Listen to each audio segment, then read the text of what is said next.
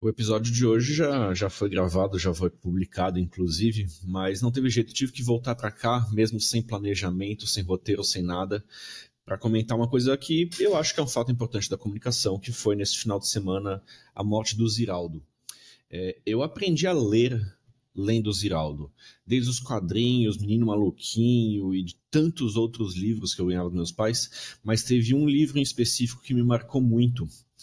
Ele se chamava O Menino Quadradinho. E ele começava como uma história em quadrinhos, inclusive as primeiras páginas era um só quadrinho gigante por tela,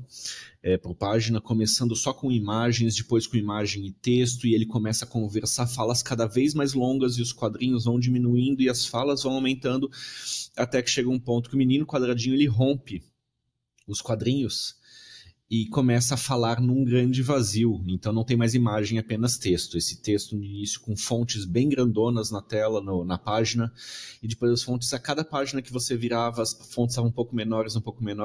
até que chegava um ponto do livro que não tinha quadrinhos, não tinha imagem nenhuma, tinha apenas palavras numa fonte bem pequenininha, igual a um livro normal. E esse foi o primeiro livro que eu li, que era uma história em quadrinho, e virou um livro, e eu consegui ler um livro mesmo, graças ao Ziraldo. Eu era bem pequenininho nessa época, eu não tenho ideia da minha idade, mas esse é um livro de 89, e eu acredito que tenha sido um período próximo a esse que eu tenha lido,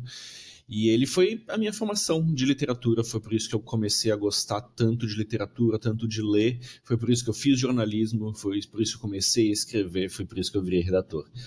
Então, quis passar aqui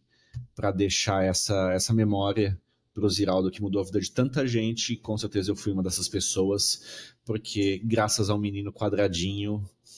eu me tornei um leitor voraz e mudei tudo, né? Criei tudo o que eu queria fazer na minha vida e trabalhar com as palavras graças a esse livro. Obrigado, Ziraldo. Tu é foda.